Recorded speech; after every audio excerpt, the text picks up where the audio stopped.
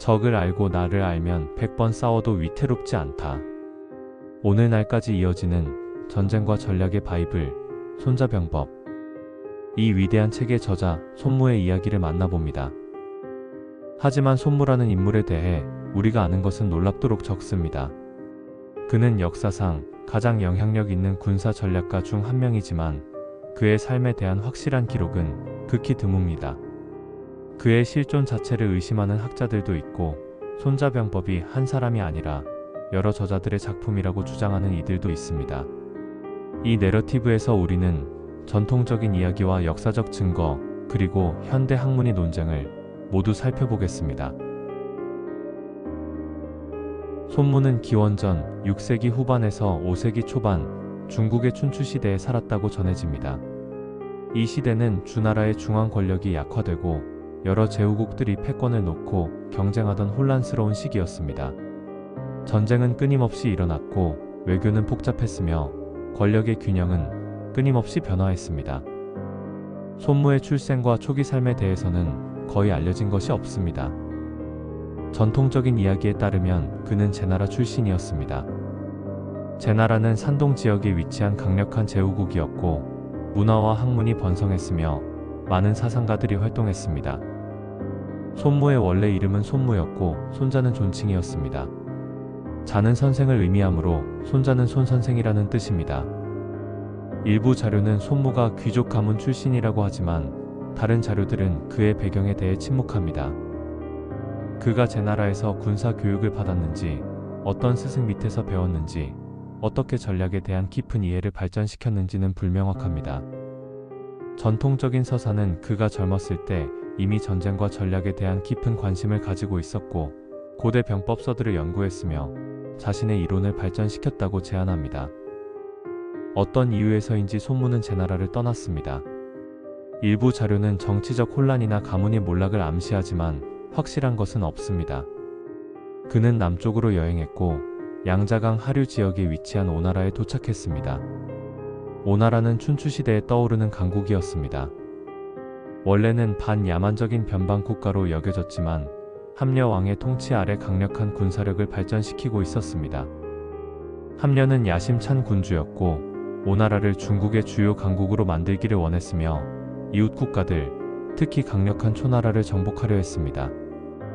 손무가 어떻게 함려의 주목을 받았는지에 대한 유명한 이야기가 있습니다. 사마천의 사기에 기록된 이 이야기에 따르면 손무는 그가 쓴 병법서 13편을 가지고 함려를 찾아갔습니다. 함려는 책을 읽고 깊은 인상을 받았지만 손무의 이론이 실제로 작동하는지 시험하고 싶어 했습니다. 함려는 손무에게 도전적인 과제를 제시했습니다. 궁중의 후궁들 180명의 여성들을 군사 부대로 훈련시키는 것이었습니다. 이것은 농담이나 불가능한 임무처럼 보였지만 손무는 받아들였습니다. 그는 여성들을 2개의 부대로 나누었고 왕이 가장 총애하는 2 후궁을 각 부대의 대장으로 임명했습니다. 손무는 기본적인 군사 명령들을 설명했습니다. 북이 울리면 전진하고 징이 울리면 후퇴하고 특정 신호에 좌회전 또는 우회전하는 것이었습니다. 그는 명령이 명확한지 확인했고 여성들이 이해했다고 확인했으며 그런 다음 첫 번째 명령을 내렸습니다. 여성들은 웃었습니다. 그들은 이것을 게임으로 여겼고 진지하게 받아들이지 않았으며 명령을 무시했습니다. 손무는 침착하게 명령을 반복했고 다시 설명했으며 그들이 이해하지 못했을 수도 있다고 생각했습니다. 하지만 2번째 명령에서도 여성들은 다시 웃었고 복종하지 않았으며 혼란스러웠습니다. 손무는 선언했습니다. 만약 명령이 명확하지 않고 신호가 이해되지 않는다면 그것은 지휘관의 잘못입니다. 하지만 명령이 명확하고 신호가 이해되었는데도 복종하지 않는다면 그것은 장교들의 잘못입니다. 그는 2명의 부대장, 왕이 가장 총애하는 후궁들을 처형하라고 명령했습니다. 함려는 충격을 받았습니다. 그는 손무에게 그들을 살려달라고 간청했고 그들은 단지 여성일 뿐이라고 말했으며 이것은 단지 시연일 뿐이라고 주장했습니다. 하지만 손무는 거부했습니다. 그는 일단 장군으로 임명되면 전장에 있을 때 군주의 일부 명령도 받아들일 필요가 없다고 말했습니다. 2 여성은 처형되었고 다음 순위의 두 여성이 새로운 부대장으로 임명되었습니다. 이제 모든 것이 변했습니다. 여성들은 완벽하게 복종했고 모든 명령을 정확하게 수행했으며 질서정연한 군사 부대처럼 행동했습니다. 손무는 함녀에게 부대가 준비되었다고 보고했고 왕이 원하는 대로 사용될 수 있으며 심지어 불과 물속으로도 보낼 수 있다고 말했습니다. 함녀는 복잡한 감정을 느꼈습니다. 그는 총애하는 후궁들을 잃어 슬펐지만 손무의 능력에 깊은 인상을 받았습니다. 그는 손무를 장군으로 임명했고 그의 군대를 지휘하게 했으며 그의 조언을 신뢰했습니다. 이 이야기는 유명하지만 그것의 역사성은 의심스럽습니다. 많은 학자들은 그것을 교훈적인 일화로 봅니다. 규율, 명령의 명확성, 그리고 명령 체계의 중요성에 대한 손무의 원칙을 설명하기 위해 만들어진 이야기입니다. 그것이 문자 그대로 일어났든 아니든 그것은 손무의 철학의 핵심 요소들을 포착합니다. 손무가 오나라의 장군이 된 후 그는 함녀의 군사 개혁을 도왔습니다. 오나라의 군대는 재조직되었고 새로운 전술이 도입되었으며 훈련이 강화되었습니다. 손무의 영향 아래 오나라는 강력한 군사 기계가 되었고 이웃 국가들에게 심각한 위협이 되었습니다. 손무의 가장 위대한 유산은 그의 군사적 승리가 아니라 그의 저작, 손자병법입니다. 이 책은 13개의 장으로 구성되어 있고 약 6,000자의 고전 중국어로 쓰여 있으며 전쟁의 모든 측면을 다룹니다. 하지만 그것은 단순한 군사 매뉴얼 이상입니다. 그것은 전략, 심리학, 철학, 그리고 인간 본성에 대한 깊은 탐구입니다. 손자병법의 첫 번째 장은 계획 또는 평가에 관한 것입니다. 손무는 전쟁을 신중하게 계획해야 하고 모든 요소를 고려해야 하며 승리가 가능할 때만 참여해야 한다고 주장합니다. 그는 5가지 기본 요소를 제시합니다. 첫 번째 도, 정치적 영향력과 목적. 두 번째 천, 날씨와 계절. 세 번째 지, 지형. 네 번째 장, 지휘관의 자질. 5번째 법, 조직과 규율입니다. 그는 전쟁에 참여하기 전에 이러한 요소들을 평가하고 자신의 강점과 약점을 이해하며 적의 강점과 약점을 이해하고 승리의 가능성을 계산해야 한다고 말합니다. 유명한 구절이 있습니다. 적을 알고 나를 알면 100번 싸워도 위태롭지 않다. 적을 모르고 나만 알면 한 번은 이기고 한 번은 진다. 적도 모르고 나도 모르면 싸울 때마다 위태롭다. 두 번째 장은 전쟁 수행에 관한 것입니다. 손무는 전쟁이 비용이 많이 들고 자원을 소모하며 국가를 약화시킨다고 강조합니다. 따라서 전쟁은 신속하게 수행되어야 하고 장기전은 피해야 하며 효율성이 중요합니다. 그는 적의 자원을 약탈하고 적의 땅에서 군대를 유지하며 자국의 부담을 최소화하라고 조언합니다. 세 번째 장은 공격 전략에 관한 것이고 손무의 가장 유명한 원칙들을 포함합니다. 그는 최고의 전략은 적의 계획을 좌절시키는 것이라고 말합니다. 다음은 적의 동맹을 끊는 것이고 그 다음은 전장에서 적의 군대를 공격하는 것이며 최악은 적의 요새 도시를 포위하는 것입니다. 가장 유명한 구절은 다음과 같습니다. 최고의 승리는 싸우지 않고 이기는 것이다. 따라서 적의 군대를 온전하게 굴복시키는 것이 그것을 파괴하는 것보다 낫다. 이것은 손무 철학의 핵심입니다. 전쟁의 목표는 파괴가 아니라 목적의 달성이고 가능하다면 폭력 없이 최소한의 비용으로 최대의 효율성으로 달성되어야 합니다. 네 번째 장은 전술적 배치에 관한 것입니다. 손무는 방어와 공격의 원칙을 설명하고 먼저 자신을 방어할 수 없게 만들고 그런 다음 적을 공격할 기회를 기다리라고 말합니다. 그는 승리는 만들어질 수 없지만 인식될 수 있다고 설명합니다. 좋은 전략가는 이길 수 있을 때를 알고 이길 수 없을 때를 알며 적절한 순간을 기다립니다. 5번째 장은 에너지 또는 모멘텀에 관한 것입니다. 손무는 직접적 행동과 간접적 행동, 정통과 비정통 전술의 조합에 대해 논의합니다. 그는 훌륭한 지휘관이 어떻게 군대의 에너지를 활용하고 적절한 순간에 압도적인 힘을 집중시키며 혼란과 놀라움을 만드는지 설명합니다. 6번째 장은 약점과 강점에 관한 것입니다. 손무는 전장을 형성하는 것에 중요성을 강조하고 적을 자신이 선택한 위치로 유인하며 적의 약점을 공격하고 자신의 강점을 보호하라고 조언합니다. 그는 물의 비유를 사용합니다. 물은 높은 곳을 피하고 낮은 곳으로 흐릅니다. 마찬가지로 군대는 적의 강점을 피하고 약점을 공격해야 합니다. 7번째 장은 기동에 관한 것입니다. 손무는 군대의 이동, 지형의 활용, 그리고 적의 의도를 읽는 방법에 대해 논의합니다. 그는 유연성의 중요성을 강조하고 상황에 적응하며 예측 불가능하고 적을 혼란스럽게 하라고 말합니다. 8번째 장은 전술적 변화에 관한 것입니다. 손무는 다양한 상황과 그것들에 어떻게 반응해야 하는지를 설명합니다. 그는 지휘관이 독단적이지 않고 융통성이 있으며 변화하는 조건에 반응할 수 있어야 한다고 강조합니다. 9번째 장은 군대의 행군에 관한 것입니다. 손무는 다양한 지형을 통과하는 방법, 캠프를 설치하는 위치, 그리고 적의 활동의 징후를 읽는 방법에 대해 실용적인 조언을 제공합니다. 그는 구체적입니다. 새들이 갑자기 날아오르면 매복을 나타내고 동물들이 놀라면 공격이 임박했으며 먼지가 높이 올라가면 전차가 오고 낮고 넓게 퍼지면 보병이 다가온다는 것입니다. 10번째 장은 지형에 관한 것입니다. 손무는 6가지 유형의 지형과 그것들이 전술적 결정에 어떤 영향을 미치는지 설명합니다. 그는 또한 6가지 유형의 재앙적 상황, 지휘관의 실수나 잘못된 판단으로 인한 패배에 대해 논의합니다. 11번째 장은 9가지 상황 또는 9가지 지형에 관한 것입니다. 손무는 다양한 전략적 상황을 분류하고 각각에 대한 적절한 반응을 제공합니다. 그는 때로는 빠르게 움직여야 하고, 때로는 기다려야 하며, 때로는 공격해야 하고, 때로는 철수해야 한다고 설명합니다. 12번째 장은 화공에 관한 것입니다. 손무는 불을 무기로 사용하는 방법, 적절한 조건, 그리고 기회를 인식하는 방법에 대해 논의합니다. 그는 또한 일반적으로 파괴에 대해 경고하고 불필요한 파괴는 피해야 하며 전쟁의 목표는 정복이지 황폐화가 아니라고 말합니다. 13번째 장은 간첩 활용에 관한 것입니다.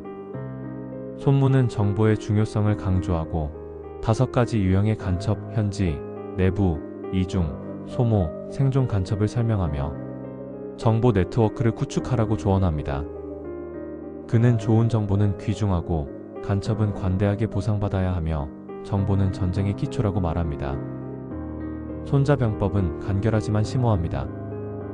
그것은 구체적인 전술적 조언을 제공하지만 또한 전략적 사고의 더 깊은 원칙들을 표현합니다. 그것은 군사적이지만 또한 철학적이고 실용적이지만 또한 심리적이며 고대이지만 또한 영원합니다. 손무의 군사 경력에 대해서는 훨씬 덜 알려져 있습니다. 전통적인 이야기는 오나라가 초나라를 상대로 여러 성공적인 전투를 이끌었다고 말합니다. 가장 유명한 것은 기원전 506년 백거 전투였습니다. 초나라는 중국 중부의 강력한 국가였고 오나라보다 훨씬 크고 강했습니다. 하지만 함려는 초나라를 공격하기로 결정했고 손무가 전략을 계획했습니다. 손무의 계획은 대담했습니다. 예상치 못한 경로를 통해 빠르게 움직이고 초나라를 놀라게 하며 그들이 완전히 동원되기 전에 공격하는 것이었습니다. 오나라 군대는 신속하게 이동했고 어려운 지형을 통과했으며 초나라의 수도 근처에 나타났습니다. 초나라는 준비되지 않았고 그들의 주력 군대는 다른 곳에 있었으며 그들은 서둘러 방어를 조직해야 했습니다. 손무는 여러 차례 교전에서 초나라를 격파했고 수도로 진격했으며 도시를 점령했습니다. 이것은 놀라운 승리였습니다. 작은 오나라가 훨씬 큰 초나라를 물리쳤고 그들의 수도를 점령했으며 그들을 굴욕시켰습니다. 승리는 주로 손무의 전략, 그의 속도, 놀라움, 그리고 적의 약점을 이용하는 능력에 기인했습니다. 하지만 승리는 완전하지 않았습니다. 초나라는 회복했고 동맹국들이 그들을 도왔으며 결국 오나라는 철수해야 했습니다. 그럼에도 불구하고 전투는 손무의 천재성과 손자병법의 원칙들의 효과를 보여주었습니다. 손무의 나중 삶과 죽음에 대해서는 거의 알려지지 않았습니다. 전통적인 이야기는 그가 함려의 죽음 후 기원전 496년에 은퇴했다고 제안합니다. 일부 자료는 그가 시골로 물러나 여생을 조용히 보냈다고 말하고, 다른 자료는 그가 함녀의 아들이자 후계자인 부차를 계속 섬겼다고 주장합니다. 한 이야기는 손무가 부차에게 월나라의 왕 구천을 완전히 파괴하라고 조언했지만 부차가 듣지 않았다고 말합니다. 부차는 구천을 살려주었고 나중에 구천이 회복하여 오나라를 정복했으며 부차를 파괴했습니다. 이 이야기에서 손무는 통찰력 있는 조언자로 나타나지만 그의 지혜는 무시되었고 비극적 결과를 초래했습니다. 다른 전통은 손무가 오나라 궁정의 정치에 환멸을 느꼈고 세상에서 물러났으며 은둔자가 되었다고 제안합니다. 일부는 그가 도가 사상의 영향을 받았고 노자와 장자의 가르침에 관심을 가졌으며 자연과 조화를 추구했다고 말합니다. 진실은 불명확합니다.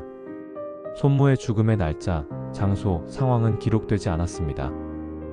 그는 역사에서 사라졌고 그의 저작만 남겼으며 그의 삶은 미스터리가 되었습니다. 하지만 그의 저작인 손자병법은 살아남았습니다. 그것은 중국에서 세대에서 세대로 전해졌고 군사 전략가들에 의해 연구되었으며 학자들에 의해 주석이 달렸고 지휘관들에 의해 적용되었습니다. 기원전 475년에서 221년 전국 시대의 손자병법은 널리 알려졌고 중국의 주요 군사 텍스트 중 하나가 되었습니다. 다른 전략가들이 그것에 대해 썼고 다른 전쟁 매뉴얼이 그것을 참조했으며 그것의 영향력이 성장했습니다. 기원전 206년에서 220년 한나라 시대의 손자병법은 정식화되었고 주석이 달렸으며 군사 교육 과정의 일부가 되었습니다. 조조, 삼국시대의 유명한 장군이자 정치가는 손자병법에 대한 주석을 썼고 그것을 자신의 전략의 기초로 사용했습니다. 618년에서 907년 당나라 시대의 손자병법은 군사시험의 필수 텍스트 중 하나가 되었습니다. 장교가 되기를 원하는 사람은 그것을 연구해야 했고 그것의 원칙을 이해해야 했으며 그것의 가르침을 적용할 수 있어야 했습니다. 960년에서 1279년 송나라 시대의 손자병법은 무경 7서, 즉 7가지 군사 고전 중 하나로 포함되었습니다. 그것은 표준화되었고 인쇄되었으며 널리 배포되었고 중국 군사 사상의 중심이 되었습니다. 손자병법은 또한 다른 나라들로 퍼졌습니다. 그것은 한국으로 전해졌고 일본으로 전해졌으며 베트남으로 전해졌습니다. 각 문화는 그것을 채택했고 그것을 연구했으며 그것의 원칙을 자신들의 군사 전통에 통합시켰습니다. 일본에서 손자병법은 특히 영향력이 있었습니다. 사무라이들이 그것을 연구했고 다이묘들이 그것을 적용했으며 군사 전략가들이 그것을 주석했습니다. 그것은 일본 전쟁술의 일부가 되었고 전국 시대의 수많은 전투와 전쟁에 영향을 미쳤습니다. 유럽에서 손자병법은 훨씬 나중에 알려졌습니다. 첫 번째 서양어 번역은 1772년 프랑스 선교사 조셉 아미오에 의해 이루어졌습니다. 그의 프랑스어 번역은 유럽 군사 사상가들에게 손자를 소개했고 관심을 불러일으켰으며 논의를 촉발시켰습니다. 나폴레옹이 손자병법을 읽었는지는 논쟁의 대상입니다. 일부 자료는 그가 그것을 알고 있었고 그것의 원칙들 중 일부를 적용했다고 주장하지만 확실한 증거는 없습니다. 하지만 나폴레옹의 전략, 특히 그의 속도, 집중, 그리고 적의 약점을 이용하는 것에 대한 강조는 손자의 가르침과 공명합니다. 19세기의 위대한 프로이센 군사 이론가 카를 폰 클라우제비츠는 자신의 명저 전쟁론을 썼을 때 손자병법을 알고 있었는지는 불확실합니다. 하지만 두 사상가 사이에는 흥미로운 차이가 있습니다. 클라우제비츠는 전쟁을 다른 수단에 의한 정치의 연속으로 보았고 절대 전쟁의 개념을 발전시켰으며 결정적 전투를 강조했습니다. 손무는 더 신중했고 비폭력적 수단을 선호했으며 경제성과 효율성을 강조했습니다. 20세기의 손자병법은 서양에서 더 널리 알려지고 연구되었습니다. 영어 번역들이 출판되었고 군사 학교들이 그것을 가르치기 시작했으며 전략가들이 그것을 현대 전쟁에 적용했습니다. 제2차 세계대전 동안 일부 지휘관들이 손자를 연구했고 냉전 동안 그것은 핵 억지와 제한 전쟁의 맥락에서 논의되었습니다. 마오쩌둥은 손자병법의 열렬한 학생이었습니다. 그의 게릴라 전쟁 이론은 손무의 원칙, 특히 유연성, 적응성, 그리고 적의 약점을 이용하는 것에 대한 강조를 반영합니다. 마오의 유명한 격언인 적이 진격하면 우리는 후퇴하고 적이 야영하면 우리는 괴롭히며 적이 지치면 우리는 공격하고 적이 후퇴하면 우리는 추격한다는 것은 손자의 정신을 구현합니다. 베트남 전쟁 동안 보응우엔 잡 장군도 손자병법을 연구했고 그것의 원칙을 프랑스와 미국에 대한 전략에 적용했습니다. 그의 인내, 게릴라 전술, 그리고 적의 의지를 약화시키는 데 대한 초점은 손무의 가르침과 일치합니다. 20세기 후반과 21세기 초의 손자병법은 새로운 삶을 얻었습니다.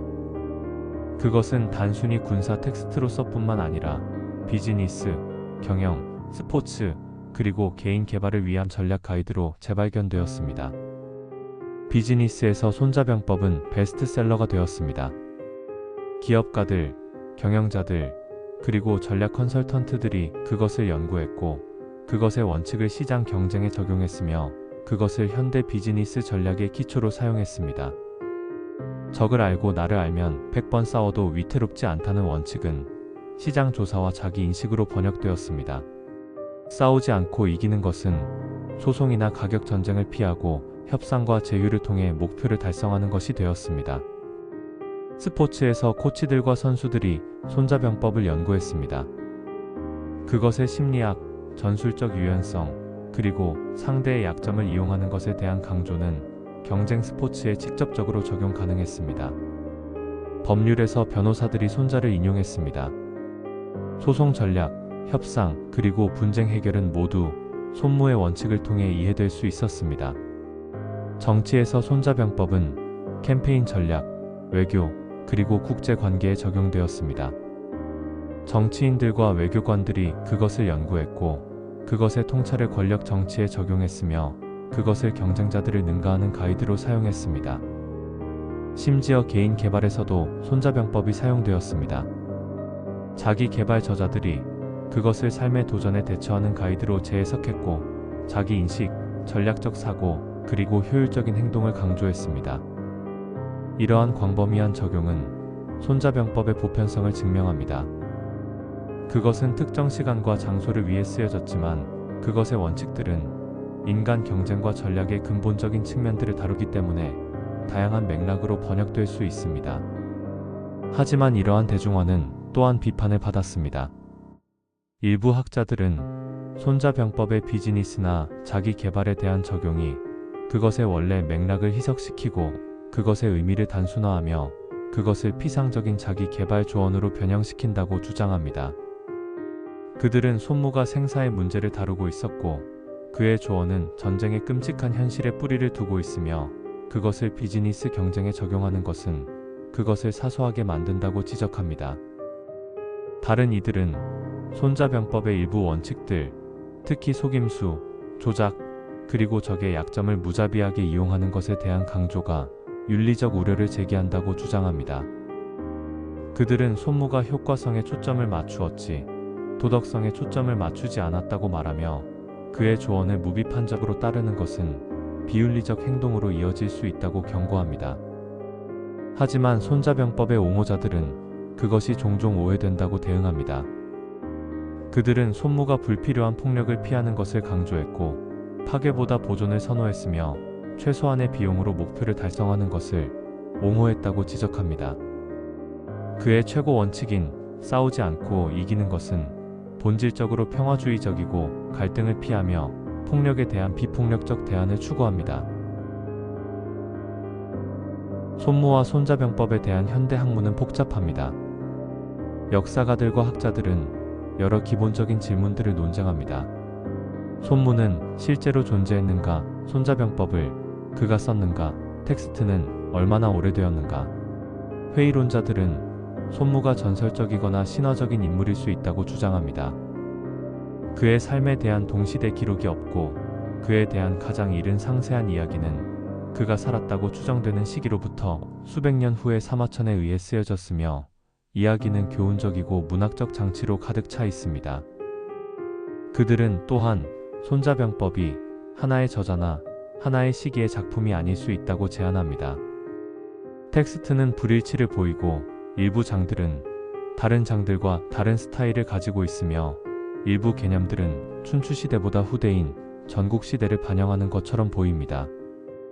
그들은 손자병법이 여러 세기에 걸쳐 여러 저자들에 의해 편집되고 확장된 군사 전략에 대한 저작물의 모음일 수 있다고 제안합니다.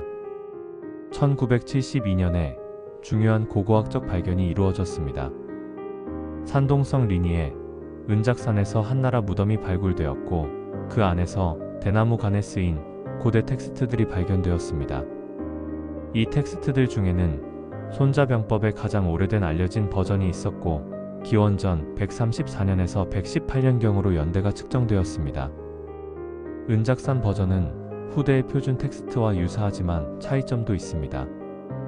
일부 장들은 다른 순서로 되어 있고 일부 구절들은 약간 다르게 표현되어 있으며 일부 자료들은 후대 버전에는 없습니다.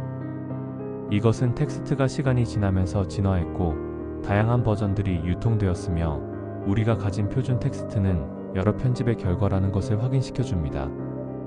하지만 은작산 발견은 또한 손자병법이 적어도 기원전 2세기까지 거슬러 올라가고 아마도 훨씬 더 이르며 고대의 텍스트이고 단순히 후대의 날조가 아니라는 것을 확인시켜 줍니다.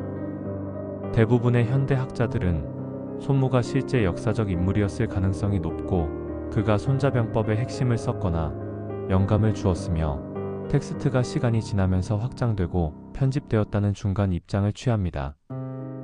그들은 우리가 가진 텍스트가 정확히 손무가 쓴 것이 아닐 수 있지만 그의 가르침을 보존하고 그의 원칙을 반영하며 그의 유산을 나타낸다고 믿습니다. 손무, 그는 기록 속에서 사라졌지만 그의 사상은 지금도 살아있습니다. 2500년 전의 장군이 남긴 책 한 권, 손자병법은 시대와 국경을 넘어 오늘날까지 인류의 전략과 지혜의 근간이 되고 있습니다.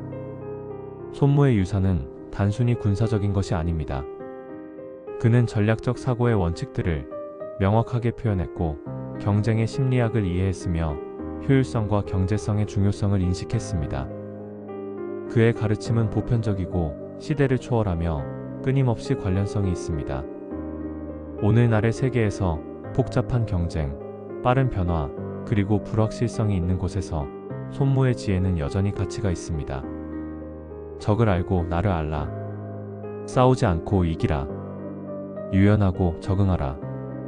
약점을 공격하고 강점을 피하라. 신속하고 결정적으로 행동하라. 이러한 원칙들은 2500년 전에 쓰여졌지만 오늘날에도 여전히 적용 가능합니다. 손무의 이야기는 또한 지식의 지속성에 대한 증거입니다. 한 사람이 쓴 짧은 텍스트가 수천 년 동안 살아남을 수 있고 수많은 언어로 번역될 수 있으며 수백만 명의 사람들에게 영향을 미칠 수 있습니다. 손무 자신은 무명으로 죽었을 수 있지만 그의 말들은 불멸입니다. 손자병법은 단순한 고대 텍스트가 아닙니다. 그것은 살아있는 전통이고 계속되는 대화이며 전략적 사고에 대한 영원한 명상입니다. 그것은 계속해서 연구되고 논쟁되며 적용되고 각 세대는 그 안에서 새로운 의미를 발견하고 새로운 적용을 찾으며 새로운 통찰을 얻습니다. 손무의 최고 교훈은 아마도 지혜의 가치일 것입니다. 힘만으로는 충분하지 않고 용기만으로는 충분하지 않으며 심지어 자원만으로도 충분하지 않습니다. 승리는 지능, 전략, 그리고 이해에 달려 있습니다. 생각하는 자가 무모한 자를 이기고 계획하는 자가 충동적인 자를 이기며 지혜로운 자가 단순히 강한 자를 이깁니다. 그것이 손무의 유산입니다. 힘보다 지혜, 폭력보다 전략, 파괴보다 이해입니다. 그리고 그것이 손자병법이 2500년 후에도 여전히 읽히고 연구되며 존경받는 이유입니다.